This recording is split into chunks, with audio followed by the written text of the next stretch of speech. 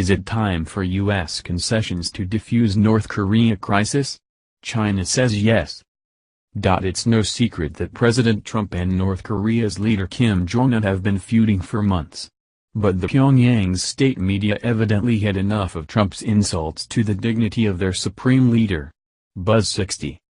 China's proposal for the United States to offer concessions to North Korea in return for a freeze on its nuclear weapons program probably won't halt the North's already advanced program, but it might be the best way to lessen tensions, analysts say.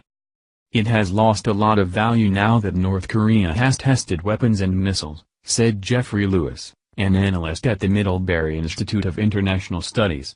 It's more about just reducing tensions. North Korea already has an arsenal of nuclear warheads and missiles that can reach U.S. allies throughout the region.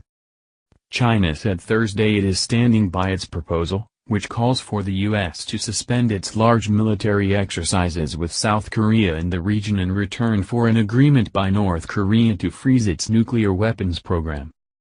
China also said it would send a high-level envoy to Pyongyang on Friday. A day earlier President Trump claimed China had abandoned the proposal and, instead, agreed with the U.S. position that North Korea would have to abandon its nuclear program before getting any American concessions.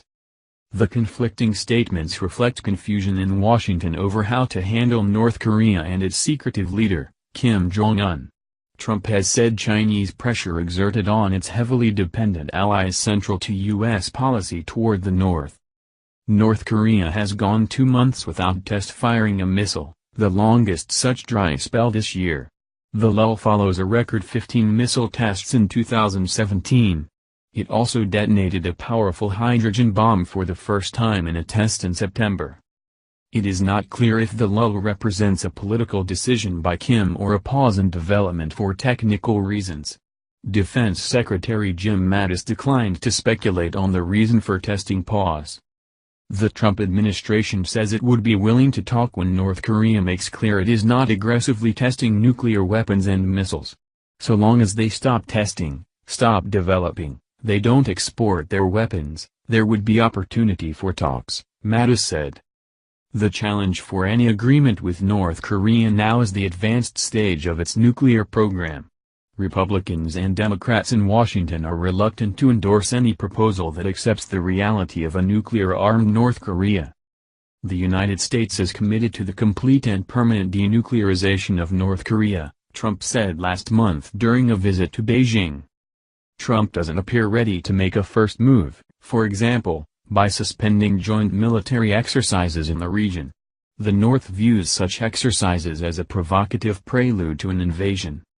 In the 1990s, the U.S. suspended the massive Team Spirit exercises it conducted regularly with South Korea and other allies to persuade the North to abandon its nuclear program. North Korea continued developing its nuclear weapons anyway, and the agreement collapsed. The U.S. currently has 3 aircraft carriers operating off the Korean peninsula as part of a major exercise.